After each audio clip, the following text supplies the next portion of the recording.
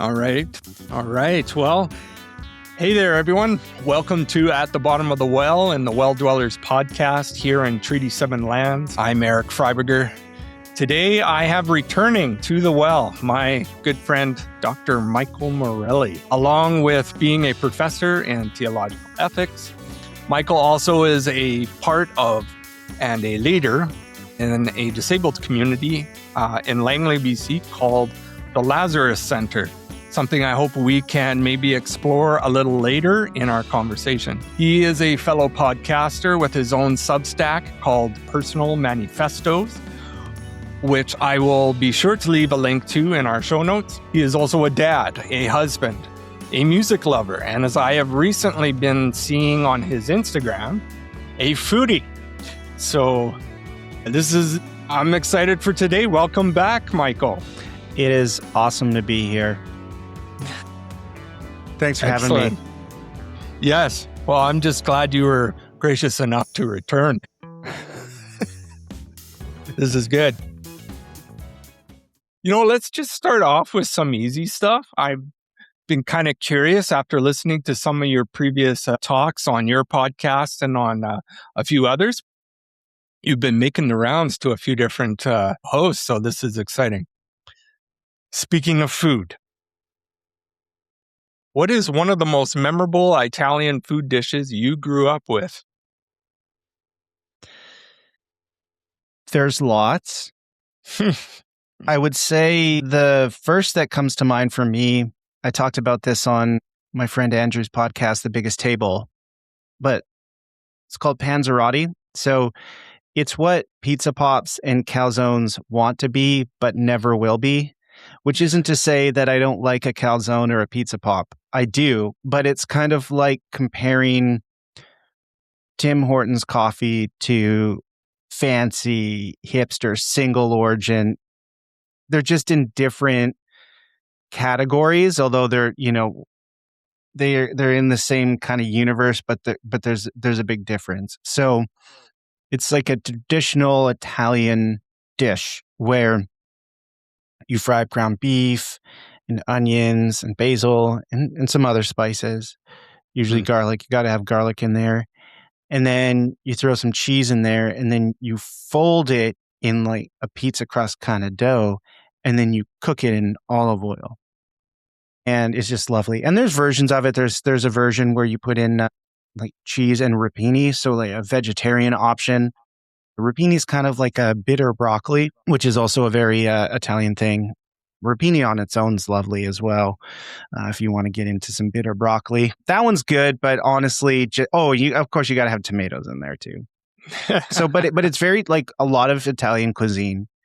It's very simple.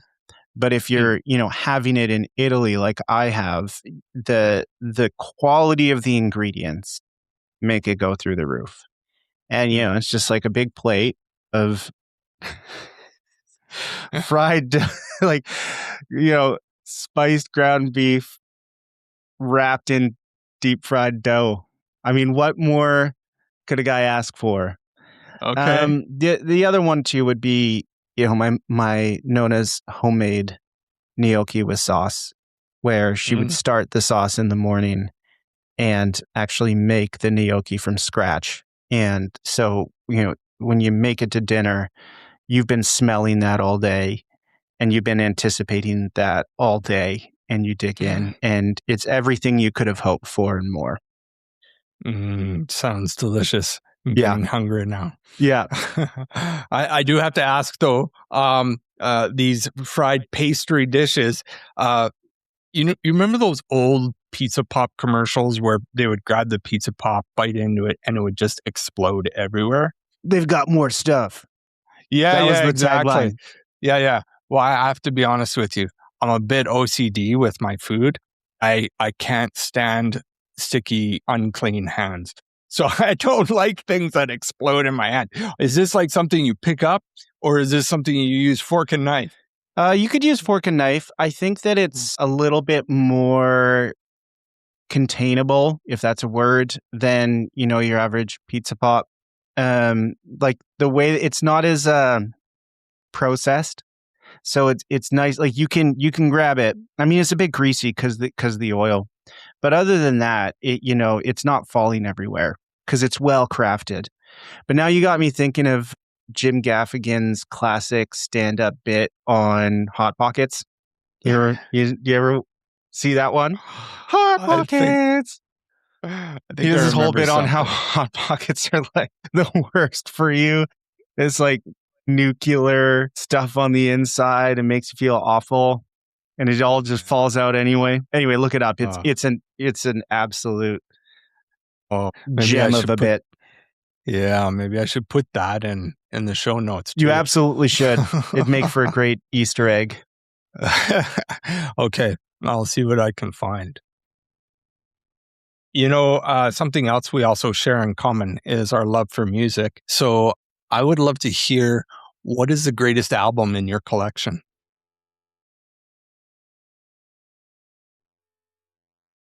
That is very difficult. Very, very, very difficult. Mm. There are a lot that are racing through my mind right now. Hmm. The one that always rises to the top for me is Sgt. Pepper's Lonely Hearts Club Band by the Oh, Beatles. wow. Front to back, it's got everything. And Yeah. so that one, I mean, I say that my two Desert Island albums, I say two. I got to have two. The other one would be The Clash's London Calling.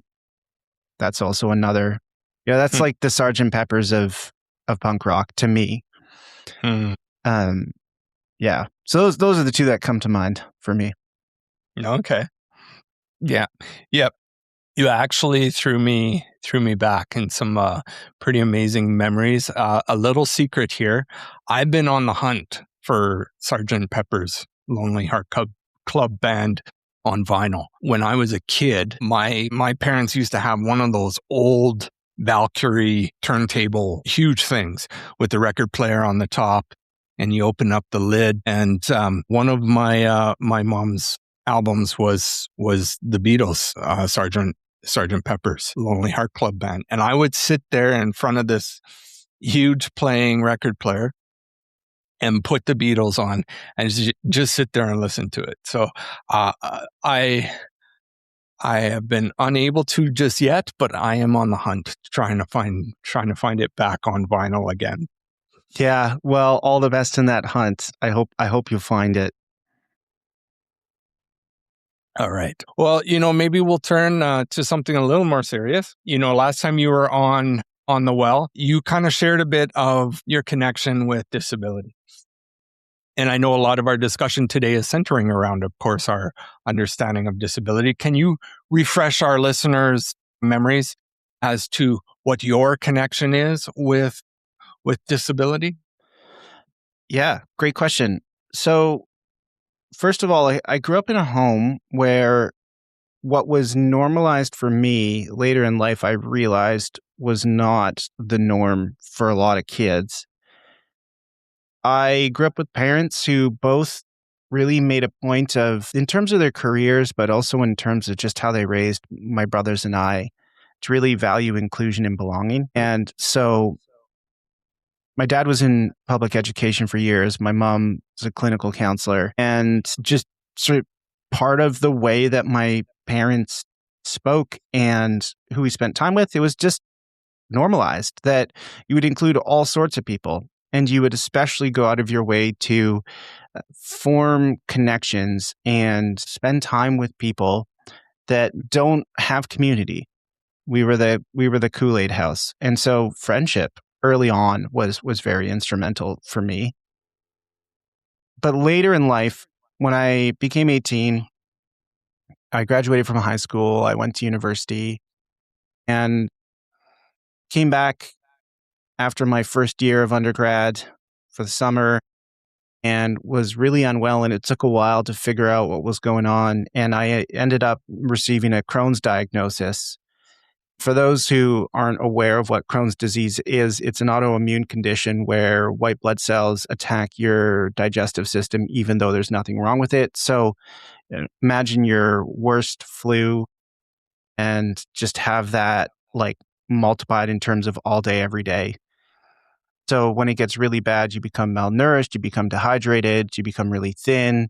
Um, so you lose energy, you lose weight, and in really extreme cases, it can lead to um, what's it called when you going septic. So if your digestive system perforates, then that releases toxic stuff into your bloodstream, and you can die from it. So nobody sat me down when I don't know if it was like it was negligence on the initial specialist's part, or he was just trying to avoid scaring me.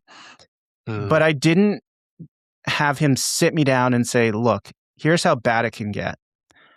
So it was manageable for a while until I was in my mid 20s, and it became unmanageable. There's treatments for Crohn's, there's not cures for it, and everybody's different. So a treatment would work for a while, then it would stop. A new treatment would work for a while, then it would stop. And I think it was around 25 that I had my first extended hospital stay. And just over the years, visits to the emergency room, eventually emergency surgeries where they're like, if we don't, take you into surgery, you walk out of here like you could die, and that sort of thing. And so for me, that was a physically difficult thing, obviously, but it was also very relationally, emotionally, and psychologically difficult because at that age, you think you're invincible. Most people do. And then you discover you're not. And, there's a whole group of friends that kind of just moved on. And it was actually friends from church that really stuck with me and didn't forget about me, which was very beautiful and really, I think, drew me deeper into the church and into the Christian life. But yeah, so, I mean, I now say that I have a chronically disabling condition because if you see me walking down the street or even in this conversation, you're like, he's just a guy, a guy with a dad bod who seems to be, tired, but, he doesn't have a disability. And I just tell people, I am able-bodied and outgoing when you see me. But there are moments in my life where I am laid out, I am struggling, I am, chronically exhausted. And at times I have flare-ups and they get really bad. So I've had multiple surgeries. So I'm kind of in that category of invisible disabling condition. So that's why I use that language is I acknowledge that there are some people who have more visible conditions, and that affects them in a way that somebody like me, where it's a little bit less visible, I get to pass as able-bodied. So and sometimes it's hard, but also it's kind of like a little bit of a superpower where I can kind of be a ninja, right? I can pass as able-bodied, which kind of gets me into places. But then I'm always asking, who should be here? Who isn't? How do I build bridges because of this ability to pass? That's so good. The way you articulated that, part of my thoughts went to, a side note, how healthcare has maybe evolved and devolved over our time frames, our lifetimes. I'm a little older than you. I'm a bit of the tail end of Gen X. And I can remember a time where, like you were describing, they don't really give you a great description of what you're encountering with your health and disability. And then it kind of moves into this kind of territory over time of the worst case scenario. You're going to die within 20 years or whatever. And then lately, it seems like healthcare is kind of devolving into this, well, what do you want? And not really giving you too much information of any kind, in the sense of, we have a little bit of category A, a little bit of category B, a little bit of category C. What would you like to choose for your life? And not really giving too much guidance through that. So I think it's kind of, I wonder if some of that encounter is how healthcare changes, and hopefully can also continue to change as we define health, as we define disability. But also, I really appreciate how you gave this great description of your your personal identity and understanding of disability in your life, how it's evolved and changed over the years. I wonder if you might want to talk a little bit more, because I'm curious on your understanding of disability identity spiritually and communally. Yeah, would say I think the social model of disability is helpful place to start because it locates what most people call disability within a context that will label some people with that term while also being um, unable to give an account of how maybe adjusting some of those societal realities would result in the removal of what that label is describing. There's lots of examples that could be given, but one of the first that comes to mind would say somebody who gets around by wheelchair. Is that a disability, or is our society disabling insofar as there's less ramps and elevators? If we included ramps and elevators by default in every building, then would somebody who moves via wheelchair be rightfully then labeled as disabled? So that's, I think, like a helpful place to start. However, I think that it takes us to a certain point, but I think it fails because it's kind of addressing how structural realities can be disabling, but it also, I think, misses the particularity of people and real experiences, conditions, and needs of people. And this is where the language piece becomes important is, okay, if we use the word disability, is that the best word we have at our disposal to describe that particularity? What if there's a better word? What if there's a word or words we can use that actually acknowledge the personhood of the person in view, and it's maybe less reductive and it's more fruitful in the outcomes in terms of what the language represents. And so this is where I think philosophy and theology become incredibly helpful, is to help us figure out not just the language, but the perspectives of the world and the practices that attach to language, right? John Swinton makes this point that language is used to describe the world. And so language is incredibly important because if you change the words, you change the way that we see the world. So this is where the theological framework comes in for me, is I think the language of like creatureliness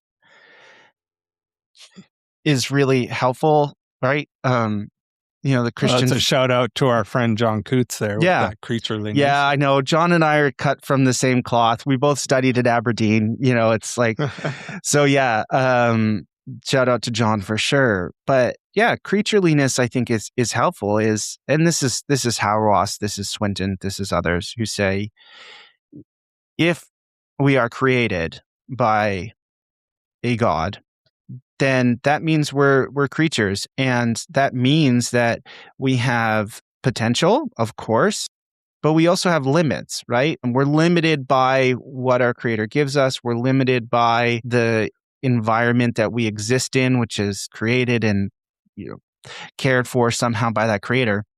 And so when you bring that in the conversation, the reality is that all of us are limited in some way or another. To be a creature is to experience the limits.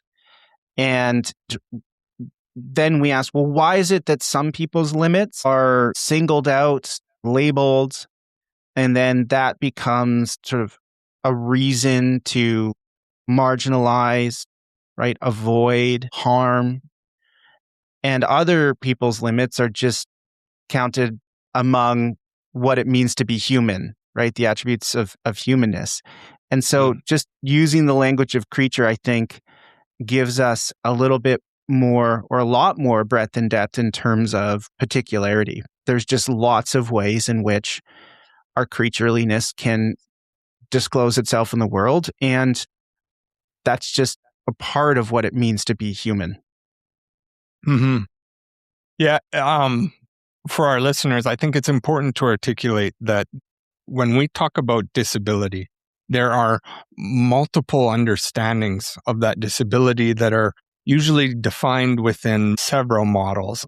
I've found like up to, I think it's 14 models that I've seen of defined disability, from medical definitions, social, relational, theological, political, and it just keeps going. I've written about it in the Canadian Psychology magazine with Mad Cripps, but I think that defining our identity is important. There's an important articulation to disability, as you were talking about the way we use language around that word. I remember early in my years of paralysis and quadriplegia, I struggled with the word disabled. I didn't like the use of it. I would even resist it. I'm not disabled, I'm challenged. Because I wanted that distance to recognize the dignity and respect of who I am as a person, like you were sharing. But later I realized, and I was in other uses of language, I was challenged by, when do we throw language away and when do we try to redeem it? And I think that's where I began to kind of approach disability again. And how do we bring a redeeming sense to the word disability? Because I'm not sure we can escape it. How do we write with it? Do we write it just one DISABLITY? Forgive me if I spelled that wrong. I'm a horrible speller. That's what spell checker's for. But or do we spell it with that slash? Like our friend Krista does with DIS/ability to articulate it. In Canadian psychology, I talk about how we define our identity, but then we also defend that identity. And that's where those biases and dangers that you were speaking of come in and show the failures of that language, the failures of those models. I think there's overlap in those models too, that we can appreciate, from the religious model to the medical model. So I think, yeah, it's good that we approach it there. If I can just make a comment on that, I just have that line from Wittgenstein ringing in my head as I hear you talk, where he says, the limits of our language determine the limits of our world. And right, he famously talks about language games, and language both expands possibility, but it also contracts it. And that's what I think you're describing here, is not a game in a sort of, oh, it doesn't mean anything. No, it's one of the most serious games that we play. Is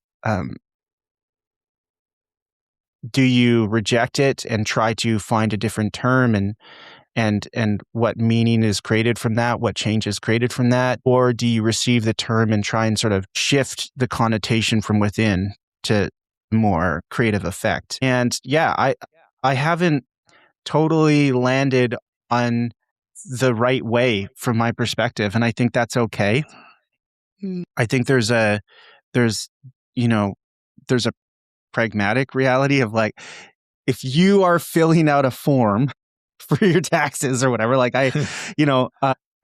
to get disability tax credit, I need to use the term disability, right? Like, I'm not going to go and be like, well, Michael has a chronically disabling condition because of the social model of disability. It's not visible to people. I'm like, no, like, it is disabling for me.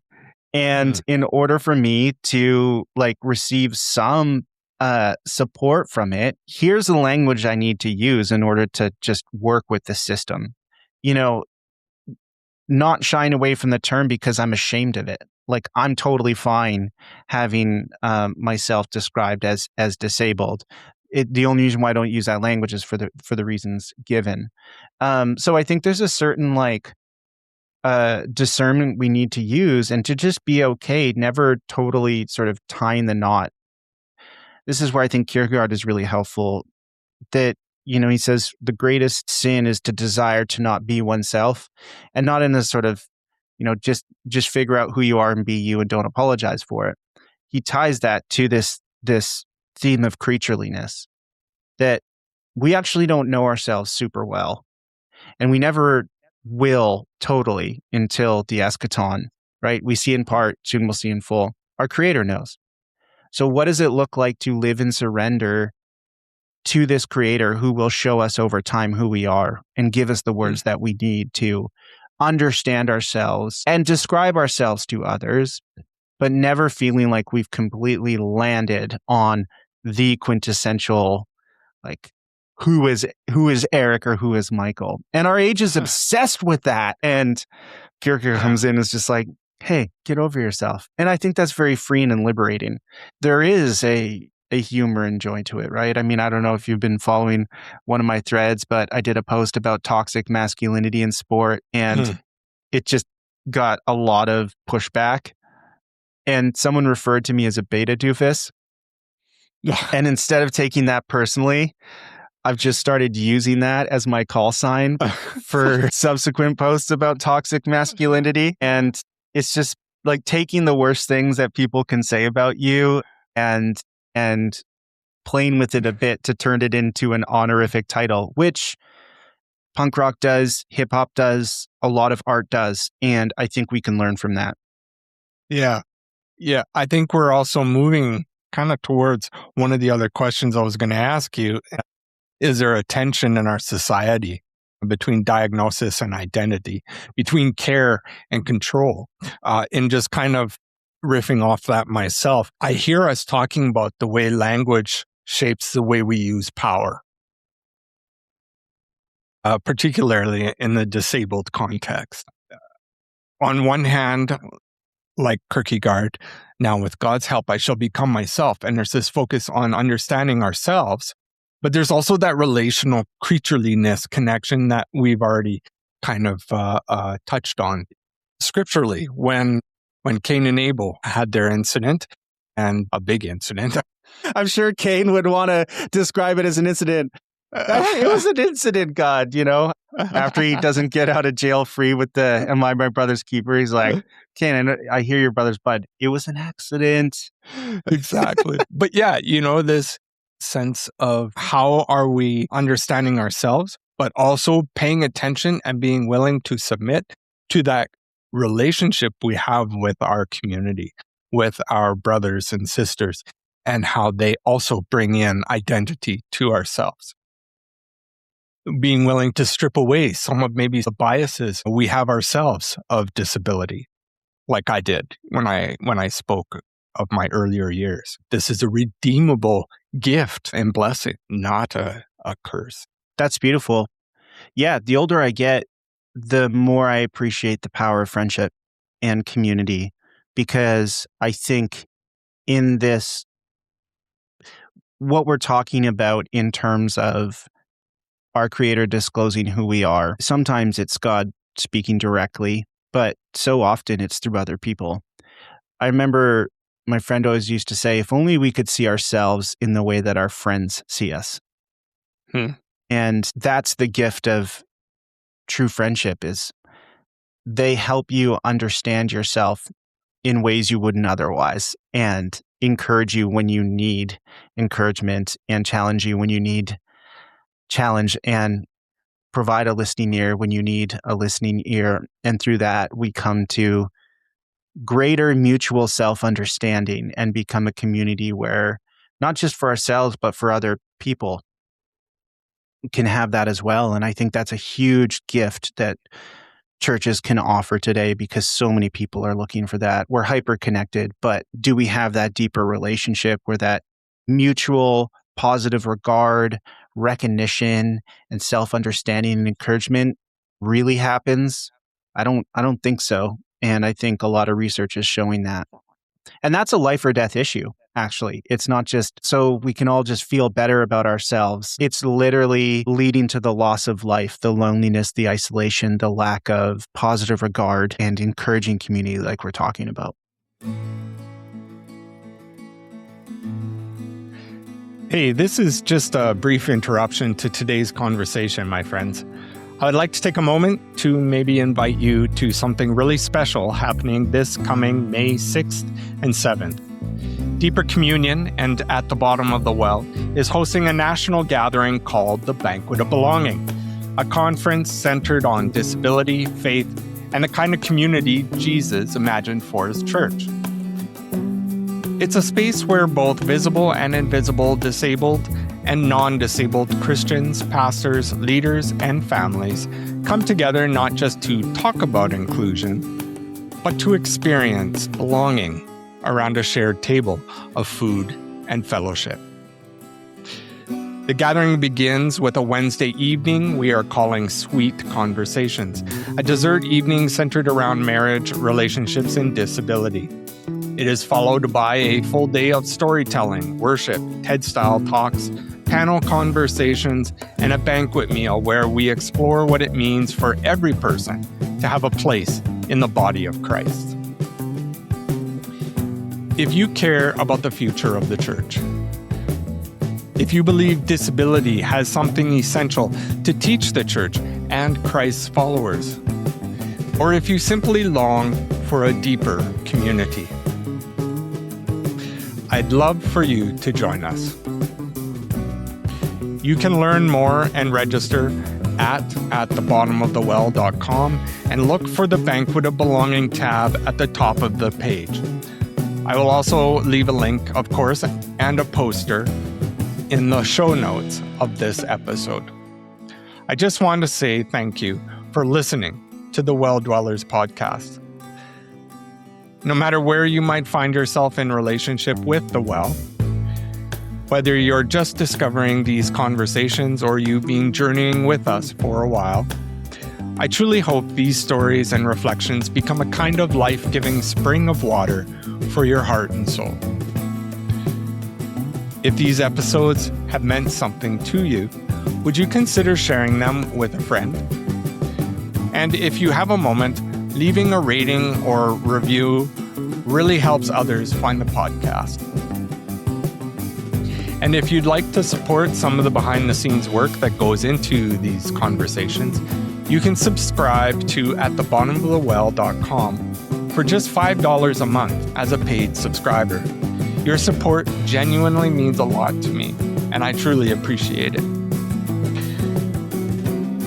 Friends, there is a seat for you at the Banquet of Belonging. I hope to see you there this May.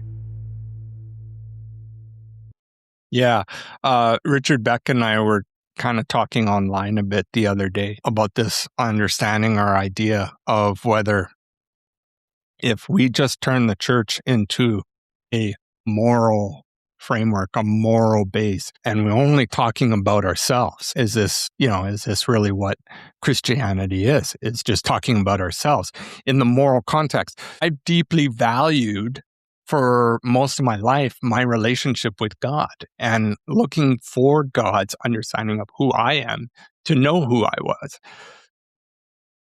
In what ways does the church still unconsciously maybe preach a theology that is damaging to that, or maybe just preaching this idea of fixing or curing rather than understanding a position of belonging and identity in God's eyes?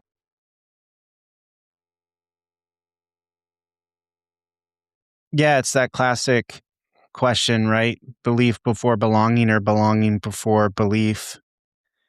I think if we go to the Gospels and we look at Jesus, and Bonhoeffer is really helpful here in his work on discipleship, right? There is a call that goes out, and it's a call to radical departure from where you currently are and a call to sacrifice and suffering. So is that summarized by ascription to doctrinal statements that you assent to? Mm-hmm. I think it's deeper than that. I think it's more existential than that, right? Hey, Jesus, I'd like to follow you. Great, come follow me. Okay, but first I got to bury my dad. Let the dead bury their dead.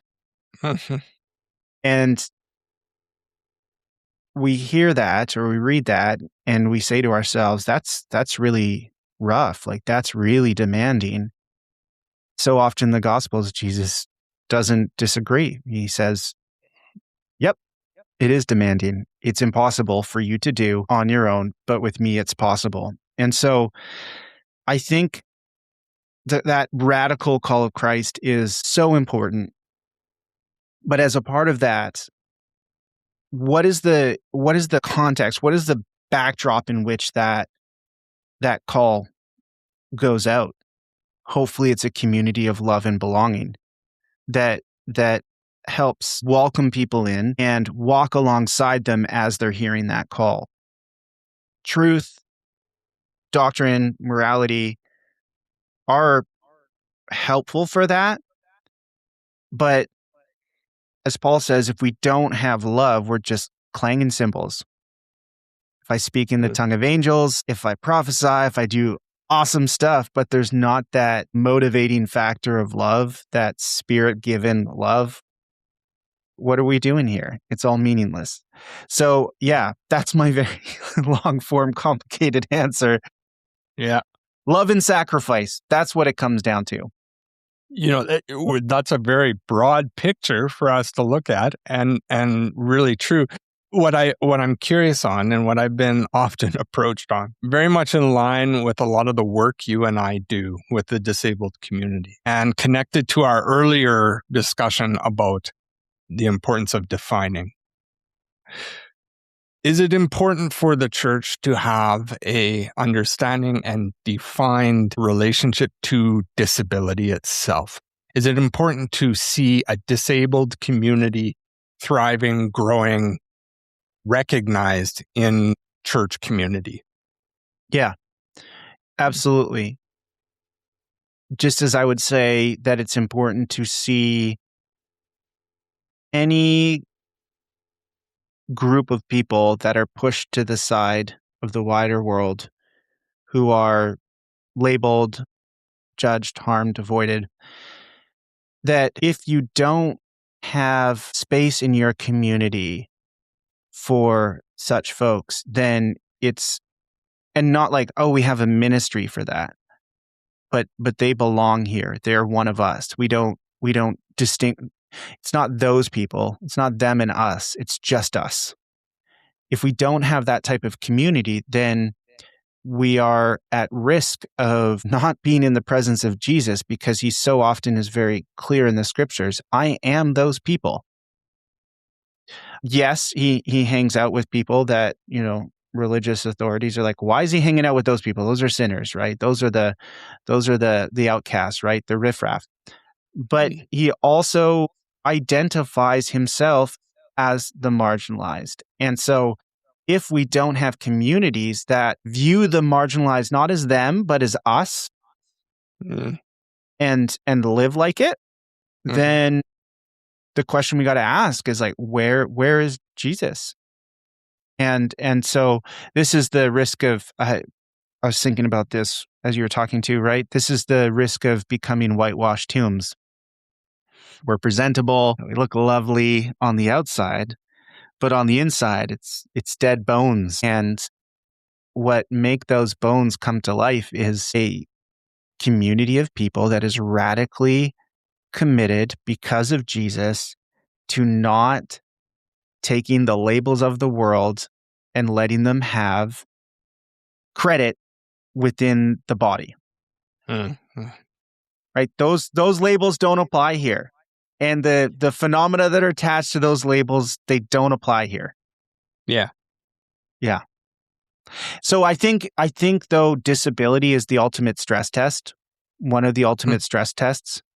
I think class is, I think ethnicity is, but I think disability in our particular societal context is something that is such a lacuna in conservative circles, progressive circles, and more centrist circles. Okay. Because there's a deeply rooted ableism in our wider context. Like you can talk to somebody, say, who's very progressive, who is inclusive of, a variety of the different particularities I'm describing, up until the phenomenon of disability, and they may actually express terror and or discomfort at the thought of becoming disabled. Yeah. I think some people often try to resist the connection and relationship to disability by whitewashing, as you put it, in the very same. Aren't we all disabled in some form or way? I mean, that's like the disability version of colorblindness, right? Like, I don't see color, it's all people. It's like, no, like there are different shades of skin and there's different ethnic groups. And if you are, in a context that differs from what you're used to, you notice that, right? But what do you do when you notice it? Right? Do you view that as an opportunity to go beyond what is familiar and comfortable to you, or do you just view it as something to be avoided? Mm-hmm. Yeah. Back to that relational responsibility. Yeah. I am my brother's keeper, and as my brother's keeper, I must recognize the identity he's created in, and notice the differences between us, not as a loss or detriment, but rather, as we already shared, a blessing, a gift of putting those sinews, I mean, I love what Ezekiel might say to that about the empty tombs, what Ezekiel 18, putting the sinews in the flesh on the body is recognizing the difference between the hands and the feet. So yeah, it's good. Hey, I think we might return to this in a little bit, but I wonder if we should touch on a hot topic that you and I have talked about before as we continue to look at our understanding of disability and our identity. And that is the question of the role of the incoming of AI. And I know you and I have had some back and forth, and this is good. But let me start by saying, I've kind of heard it stated that AI is both liberation and surveillance, access and control, empowerment and commodification. In an episode of No Small Endeavor I recently listened to with Lee C. Camp, he interviews a social scientist named Ruman Chowdhury, where she argues that the real story behind AI development is not the threat of superintelligence or some sort of AI apocalypse, but rather to whom power, incentives, and responsibility is given. Perhaps by extension, this reveals the weight of who is teaching AI morality and ethics. When you consider this argument within the context of the disabled community, I'm curious, where do you see AI genuinely serving disabled communities in a life-giving way? Can I flip the question around and ask you first? I want to hear your perspective. I knew you were going to say that. You knew I was going to say that? I knew Good, so you you're were going to say prepared. that. Man. Okay. Well, let me share a few thoughts. And don't get me wrong, I'm working this out with you too. I totally appreciate, John Coots and I had that conversation a few weeks ago about AI as well. And I totally appreciate some of the struggles here. But I think one of the first things I might articulate is it's often given as a negative, but I think the time-saving factor can be a bit of an actual aid and benefit, life-giving force to those with disabilities. A lot of the world does not recognize or acknowledge or know that those of us who are in wheelchairs and are struggling with different disabilities, as you mentioned with yours, there are downtimes that time is just being sucked out of us with just such mundane, tedious tasks that drive us nuts. And and then I get all the anxiety in my head I could be doing so much more creatively if I just could get this out of the way.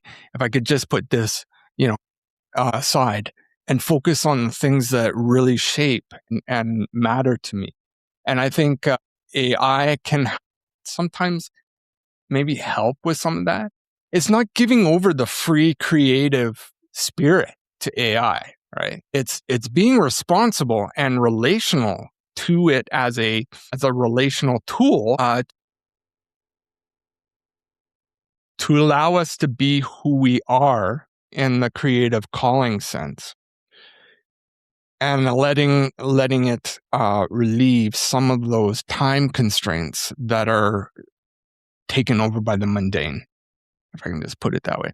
Now, I think another way, and this is still being worked out, as we have seen in past, what are some of the communication aids that it might bring in to those who have inability to vocalize? Will AI algorithms and such create different ways for the blind to see, for the deaf to hear, for the lame to walk? We don't know yet. I know there's some working out that way, but I wonder if it will allow us to see it bring life in that way. Healthcare wise, this is a danger as well. I think that it can be helpful with the mental health even of those with disabilities. There is a very social component to this, and this is where I actually, and I want you to share a bit about some of the dangers to AI as well in a moment, perhaps. But our society, as we have experienced, is even more so pushing the disabled community out further on the margins. More institutionalizations, more segregations and exclusions, to the point where, there's a growing sense of loneliness. So if there is a AI relationship with a person with disability to be able to communicate and articulate, is there a saving grace in there? Now, teaching moment, that can be dangerous too. That's why we're responsible to, maybe as we heard from Lucy Camp's conversation there with Ruman Chowdhury, we have to teach the moral responsibility to AI so that when that relationship is being formed, it responds accordingly. Yeah. I'll stop there. What do you think? Yeah, those are helpful points. And I think that there are constructive uses to which not only AI can be put, but already is. And I think for me, the question circles around gains and losses. So what is gained by this particular application or this particular case or what have you, and what is lost? And what do we tend to talk about most when we talk about what's possible or what's happening, right? So of course there is the big sell grand visions of all the things that are possible, right? Like blind see, right? And the deaf hear, and so on and so on. I mean, maybe it'll raise the dead to life, or maybe even it'll extend life to the point that we never die, So those are sort of the grand visions, and then of course you get the dystopic visions of but it's going to destroy us all. It's going to turn us into those people from WALL-E, the animated film WALL-E, right? Who are just moving around in their hover chairs, drinking their meals and, watching their screens, or even worse, Terminator, Blade Runner, so on and so on. There's one person, her name's Timnit Gebru, and she makes this point.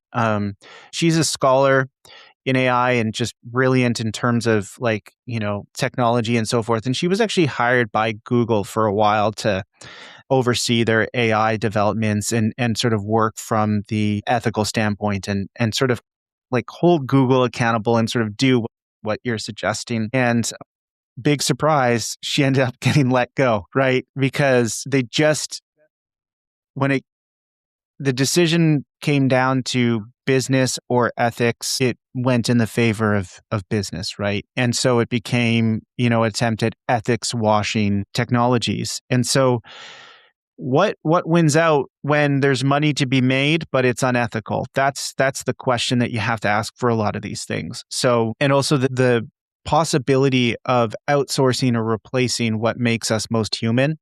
So, that last example you gave of relationship, and there are people who are so isolated and lonely that they turn to AI chatbots or avatars for relationship connection and meeting those basic human needs that are, we were talking about earlier, like life or death. Like it's not just, oh, I'm lonely and sad, but the depression and all the things that come with the isolation and loneliness. Mm-hmm. So that is one of the more pragmatic arguments that's made as well. Same with elderly populations, right? That there's, care homes are dwindling in size. Their people are being forgotten. So providing them with animatronic, machine learning technologies or avatars to provide companionship. Ideal, but it's better than the alternative. And I say, like, does that then push us further down the road of just outsourcing caring about people who could Mm-hmm. really use someone to just show up and spend time with them? So I just like to think about it in terms of gains and losses. One of the thinkers that I've studied a lot, Paul Virilio, has this famous line where he says, the invention of the ship is the invention of the shipwreck. And we tend to think about the benefits of the ship without fully considering the possibility of the shipwreck and what could sink the ship. Titanic is an obvious example. So how do we think about the ship and the shipwreck and the variables that are at play, and then Mm-hmm. put things in place that avoid the shipwreck? And so that isn't to say we shouldn't invent ships, and that isn't to say that we shouldn't think about ways that we can put these technologies to constructive use. It's just like so often we bypass those deeper questions, such as the ones we're asking here, because there is money to be made and there is power to be gained. And, there are a lot of people who are gaining a lot of power and money designing technologies that are outsourcing and replacing the things that are most fundamental to our collective humanity. I mean, there are positive examples I could cite. I actually have a friend. He's come on my podcast before. His name's Paul. He's a psychoanalyst. He teaches theologies and therapy and so forth.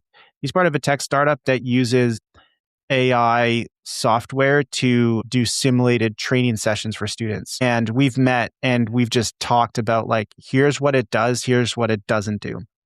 So Mm-hmm. he's like, this is just for training purposes. He's like, it's not ever going to be used for actual therapy. It's like the practicum before the practicum.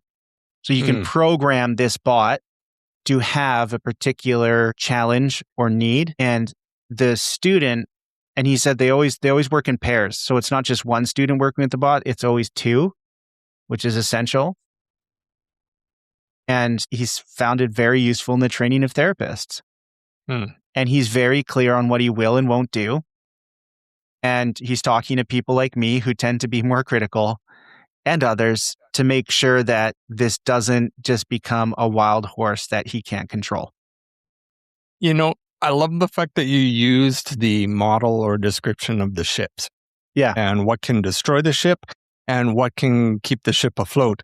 And you said something very interesting where you said, we want to create systems and technologies, I'm ad-libbing a bit, but to keep that ship afloat. Now, I often think of things in the ways that we tend to put things on a pendulum scale, where we want the ship to float or we want the ship to be destroyed. We'll use that as an example.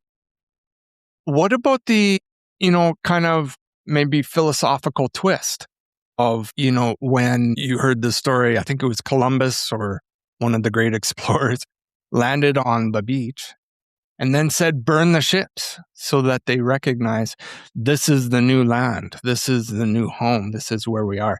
And I sometimes wonder if that's where we are with AI. AI is not going to change. It's here. And we need to learn how to find good, healthy relationship with it. Sometimes there's a place to burn the ships and destroy them so that we can build new ones, better ones. And I guess that's where I go with that. And I worry that sometimes we hear stories of, quote, AI failures. We hear about, God forbid I use these illustrations, but the Tumble Ridge shooting, where it's in the media of OpenAI failed here. But did OpenAI fail? Because OpenAI brought the concerns of what was happening with this young person's life and what he was doing on OpenAI to the human leadership of the company. And it was those human leaders that failed to bring that to the authorities to be able to act on before such horrible things happen. Well, I wasn't familiar with that part of the story. So can you clarify actually what happened there? So as I understand it, the report is that the young person was interacting with OpenAI, creating violent scenarios and planning out violent scenarios. And he was kicked off of his account there. He managed to create another account and continue to do this kind of actions. And the OpenAI flagged it and brought it to the leadership of the company that was developing the AI. And it was the leadership that failed to decide to bring this to the police authorities to act upon. So where's the failure there? Was the failure with AI or was the failure with the human leadership of that company? Or you take the incident of the school that was bombed in Iran, which is now being discovered that it's possible it was AI involvement in identifying that target. But it was old information. And nobody went to research it or back it up as a human. And I think it shows that kind of relational tension of we need to recognize the ships are gone. We need to find healthier relationships and responsibility to not only teach AI when to flag and when to bring forward concerns, but also the human responsibility to each other to act upon those concerns, do the groundwork, and respond to it. Yeah. So yeah, I think it was Cortez who said that. And there is a bit of truth to what you say, where whether we like it or not, like this is where we're at. We are in this world. And that is where skeptics like me have been challenged to think a little bit more about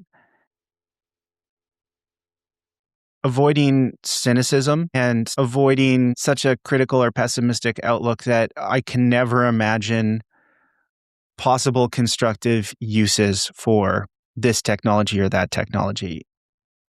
And I think that's something that in recent years I've really been thinking about. Is I'm very shaped by more skeptical thinkers when it comes to technology. And there are contextual reasons for that coming out of the Second World War, but also is their criticism borderline cynicism and therefore a failure of the imagination? Mm-hmm. However, on the other side of it, never losing that skeptical edge, because any powerful technology, and these technologies are powerful, like they become incredibly dangerous when we don't respect them.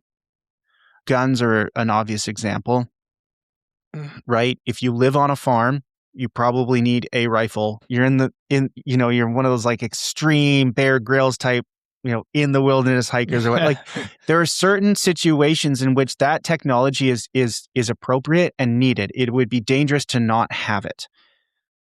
But the minute that we just like overload the market with those technologies, tell ourselves that, they're not as dangerous as they are. We don't have the appropriate regulations to make people take them seriously. Like that is when the burning of the ships becomes incredibly dangerous and naive. How do we have that both of like, let's imagine individually and collectively the constructive uses to which this can be put, or even just it would be responsible to have this now that we have it. But also, imagine some worst case scenarios and appropriately put structures in place in a proactive way, not a reactive way. And in a lot of cases, this is, the examples you give, they happen so fast. It's so unregulated.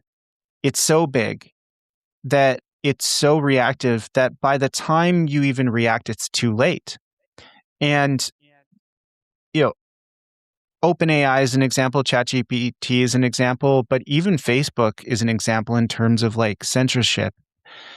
They had departments, as I understand it, that were, reviewing mass amount of contents to figure out that had been flagged, to figure out whether or not it needed to be removed. But it was really awful stuff that these employees were reviewing, and the volume of things they had to review within their work hours gave them a few second margin for each piece of content they were reviewing. And so the speed with which folks were being required to assess this, the trauma their experience of like, this is a live stream of something awful right now. Do I take it down or not? It's virtually impossible for any human to react to that and make a responsible or healthy decision. Fairly recently, Zuckerberg came out after a certain individual was elected and said, we're going to get back to the roots of Facebook and have an open community where the community holds itself accountable to itself to censor things. Code word, we're axing the departments that are responsible for reviewing not just offensive content, but hate speech, violent, content, because, the person in office is on the fake free speech train and we need to appease that. So basically what I'm saying is I want to say that most people are doing the best that they can. The scale of it is so big and so fast that they miss it. And it's awful. But I also do want to sort of affirm what you're saying is that there are people who know that this is happening, know that it's likely, and they don't do the right thing because it benefits them to do so. Power, money, and you hear stories about teenagers, right? Talking to AI and saying, I'm lonely, I'm depressed, I'm thinking of harming myself. And, the AI responds, don't tell anybody else, just you can trust me. And then it's telling them different ways they might hide what's really going on for them and ways they might, end their lives or harm themselves. What systems do we put in place to prevent that from happening? And when do we shut certain things down, even if it costs us this many million or this amount of power? And some people, benefit from keeping these running. Some people benefit a lot from burning the ships and telling us that there's no other option. And it's very enraging. Yeah. Okay. I think one of the things, and I don't want to get hung up on this because I want to get some other good stuff. We're only halfway through my notes. Do you know that? Yeah, well, I think it's important, though, to say one thing I'm wondering about is if we begin to recognize AI as not just one entity. I think it's important to see that AI is developing into a multitude of characters, a multitude of identities, and we need to be wise in our decisions on not just development, but which AI characters we're choosing to be involved with. So absolutely, in that sense. Like I said, I don't want to get hung up on this. I do want to touch on something we were kind of talking about earlier, and then I want to get to some exciting stuff that's upcoming. So we were talking a bit about social justice earlier with disability as well. And we're talking a bit about justice with AI as well, I think. So I think it might fit here. Lamar Hardwick argues that ableism fuels racism and by extension could be seen as the root of the prejudice to most marginalized groups. He says ableism continues to exist and it continues to fuel racism and other forms of description because we have created a privileged and protected status that does not require us to practice justice in order to still consider ourselves good people or God's people.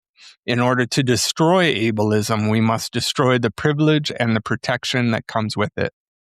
We must be willing to see ourselves as Jesus sees us, people who are unwilling to be neighbors, yet who are unwilling to see ourselves as anything but the heroes we continually pretend to be. How might you see ableism intersecting with other marginal communities, such as the ones you've already brought up, racism, sexism, LGBTQ, and others? And would you also agree with Lamar's statement? Yeah, overlap is real. And as we talked about in terms of our understanding of what it means to be human and terminology and so forth, I think that that applies here. Is we're not one thing. We are a multiplicity of things, and we're in an environment that creates conditions that are overlapping. So some of those conditions and some of those particularities benefit you, and some of them hamstring you from the start. And I know that in more conservative circles, there's a resistance to terms like intersectionality. Call it what you want, but it's just unarguably true. There's data to substantiate it, that if you're just born into the world in particular parts of the world with particular particularities, you're disadvantaged from the start. And the more that you add those to the mix, the harder it gets. So they overlap. And I think about this line from a song by Run the Jewels. I think it's called Walking in the Snow. But Killer Mike says, I'm telling you, first they're coming for me, then they're coming for you. It's a more current example of who was that German pastor who eventually grew a spine during World War II? He had the first they came for the Marxists and I did nothing. And then they came for and then finally they came for me. And there was who was that guy? He is friends with Bonhoeffer. Where's AI when you need it, Eric? Anyway, it'll come to me. Confession, history is horrible for me. But so like, it's just, I say this so many times. It's just like, once the Silicon Valley billionaires and people in the Pentagon are meeting and being like, look, we know that sooner or later it's going to get pretty dystopic, and we got to start planning now in terms of bunkers, resources, fuel, weapons, to make sure that, the 1% is safe. Mm-hmm. Like, once they're doing that, the other 99% should be very concerned. So, the 99% covers a lot of humanity. Like, yeah. There people with that amount of power and money can just find one particularity, and that'll be enough for them to not care. And I'm sounding very cynical, but it's just history kind of confirms this over and over. Well, I've always been rather confused at how so many people including myself, love those apocalyptic entertainment drama lines. We love the silo shows. We love the Fallout. We love, Walking Dead. All of these things that seem to show these siloed communities that wake up and realize that they're not all by themselves, and that, not only within themselves, but they're interconnected with a world that is far bigger than they ever imagined. And there's a certain interdependence on it. And we love those shows. And yet we don't see it in our own lives. And I don't. Yeah. I actually did a paper at a conference a while back. I never ended up publishing it. Maybe I'll post it to Substack. But I looked at, because this was kind of in the heyday of zombie films and TV shows, and I was looking at zombie mythology, like where did the zombie myth come from, first of all, but also working through this phenomenon of why is it so popular now? Because I've always been into those types of films. Same with sci-fi too. You and I probably both remember where it was very uncool to be into that, and then all of a sudden it's popular, and you're like, "What the hell? Like, why do people care about this now?" But I'm actually cool. Yeah. I'm now cool because I can tell you all the lore at the party if people invite me. But no, I think my conclusion at the time, see if this holds up, is that we're fascinated by these stories of what it means to survive. when things go very bad, when things get to that level of dystopia, would I have what it takes to survive, and how would I survive and maybe even flourish? And what would that look like?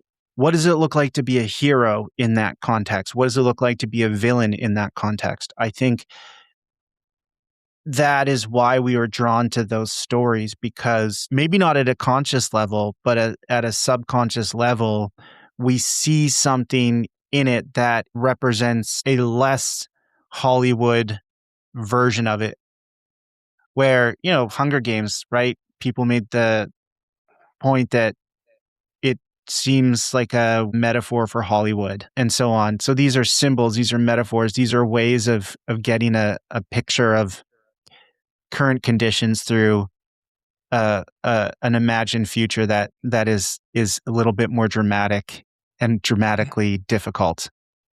Hmm. And through that, imagining the possibility of survival, thriving, hope, change, heroism, all that sort of stuff. We need some Fallout and silo Bible studies in our churches these days, I Yeah. think. Yeah. For sure. All right, let's get to some exciting stuff that's upcoming. Yeah, you are part of a great community called the Lazarus Center. Together, across Canada with Deeper Communion, we're planning for the Banquet of Belonging coming up May 7th. Here in Calgary, we've got a May 6th, 7th list of activities. Can you tell us a bit about the Lazarus Center first? What kind of work do you do there? What kind of community? How did it come together? What's the vision? Yeah, I'd love to talk about the Lazarus Center.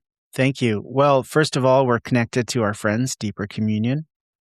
Two of the Lazarus Center, we don't have a board yet. We have a steering committee, are on the Deeper Communion. I don't even know if Deeper Communion has a board. We're just like a bunch of people in Canada who are really invested in these sorts of things. And we get together and say, how do we engage academies and churches on this topic? And so it started very organically. It was within a few months I had met 4 people who all had skin in the game in terms of disability from various places. I was working then, like I am now, at Northwest College and Seminary. I teach theology and ethics, and so that's kind of like where I sort of do work. And I met Greg Harris, who's a pastor at a church in my denomination. He met to talk about something totally different, but he came to my office and he saw a book on my desk. It was Disability in the Christian Tradition, co-edited by Brian Brock and John Swinton. He says, "Is that your book?" I'm like, "Yeah, that's my book." And he's like, "My wife and I are reading that book right now." And that led to a 2-hour conversation about the sorts of things that we've talked about here. And so there was friendship. And then I went to a prayer breakfast thing downtown, and I met Krista, who is one of our directors. So we do have a director and a co-director. There's Krista Ewert, who's director, and then there's Sarah Wardlaw, who's our co-director, and she's actually the keynote at our Vancouver site. So I met Krista, and we started talking, and disability came up, and I was like, "Oh man, I think you need to meet Greg." And then I also met Kathy Doubledam. She works for Young Life, and she has done such amazing work bringing in just youth with disabilities who typically get left out of the camp experience, the youth group experience, and has done amazing work. And I met Kathy through a friend, and talking to Kathy, it was like, "Hey, you got to meet Greg and Krista." So honestly, for about a year, us 4 would just meet every once in a while and complain about things that we were struggling, because we were so excited to have other people that were experiencing similar things. And so just to feel less alone. And then, getting connected with the Deeper Communion Network and doing the first national conference that we did, adding Northwest as a site to that. And then after a while, we just felt led to say, we started doing these meetings with churches and inviting out just saying anybody who's interested in in churches, moving the dial on becoming communities where everybody can belong. Come to this. We're going to have a couple talks, but we really just want to, like a couple presentations, but we really just want to know where people are at. So when we started doing events locally, we're like, I think we need a name. And Krista was like, I think we should call it Lazarus Center. There are two Lazaruses that we have in the mind scripturally. Of course, there's Jesus's friend who dies and Jesus raises from the dead. We'll get to him in a second. But there's the other Lazarus, in the story Jesus tells, who's by the gates, and the rich man keeps walking by and ignoring him. And we're trying to address that. Stop walking by and ignoring that person. Beautiful. And so the second Lazarus, the one who's raised from the dead, it's that line that Jesus says, wake up. And we're trying to just tell the church, wake up, because we just noticed that there's schools that are doing some good work in this area, and there's some not-for-profits. I serve on a board of a not-for-profit here that's called Bethesda Christian Association, and it provides communal living for people with disabilities. So I just, serving on that board as we started to see a gap of like, there's schools that are doing programs in this or events in this. There are not-for-profits that are focusing on living, social supports. Who is engaging the church? And so Deeper Communion is a response to that, as is Lazarus. And we're kind of that more localized response to it, is to say, how do we engage churches, generate awareness? And once we generate awareness and change, how do we resource and support churches to be places of belonging for everybody? So that's what we're about. Yeah, it's not always easy, but it's work worth doing that ultimately brings me and others joy. And it, brings me into contact with people like yourself. And so, yeah, that's my sort of origin story for Lazarus. That's awesome. So cool. Also, our abbreviation is TLC, which is awesome as well. That is cool too. You and I are going to have to meet maybe sometime and talk more about Lazarus Center, because I'd like to hear more. But for time, we're going to step forward. Banquet of Belonging, the Deeper Communion National Conference, happening May 7th. You're hosting it in Langley. We're hosting it here in Calgary. And of course, they're hosting it in Toronto as well. What are you most looking forward to?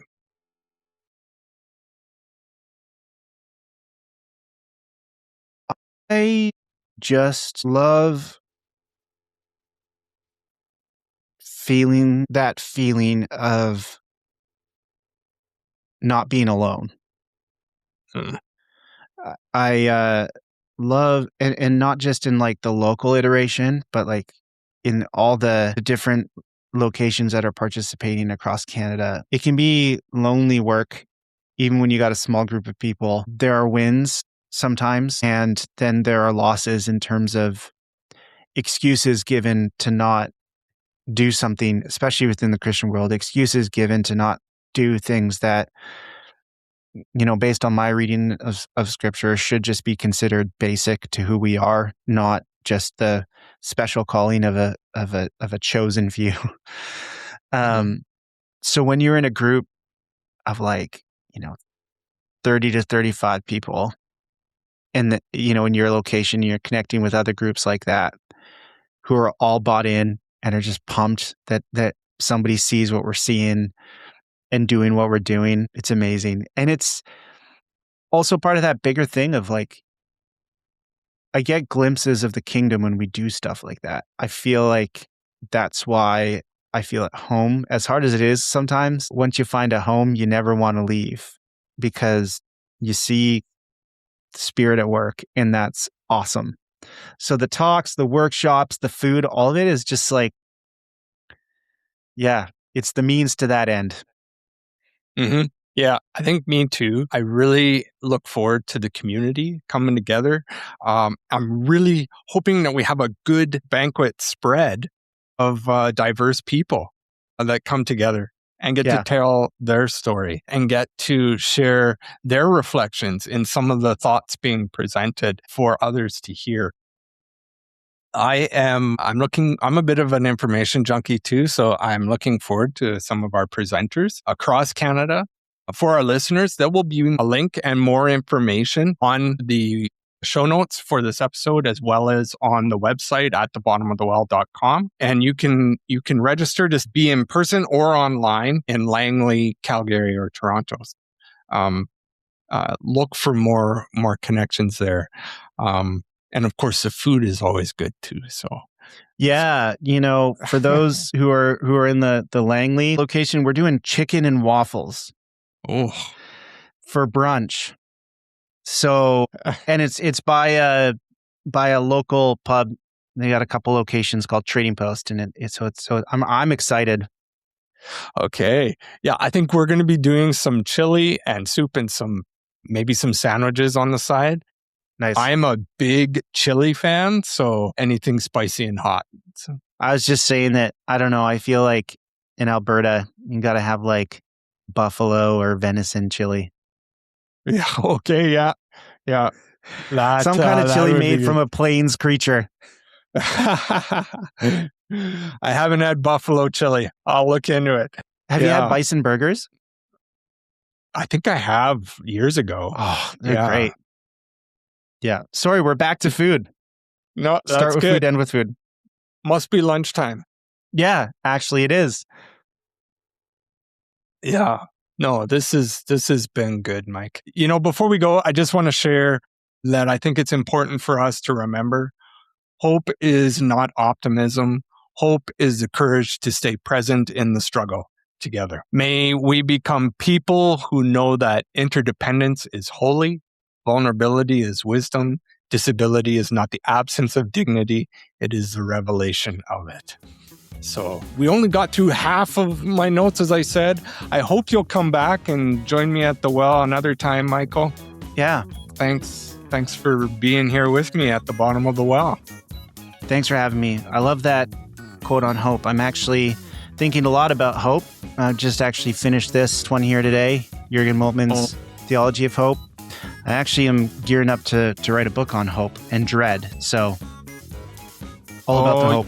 You heard it, listeners. Watch for Michael Morelli's coming book. This is going to be good. So we'll have to have you back on for that too, I guess. Sure. Anytime. Awesome. All right. Thanks, Eric. Eric. Michael.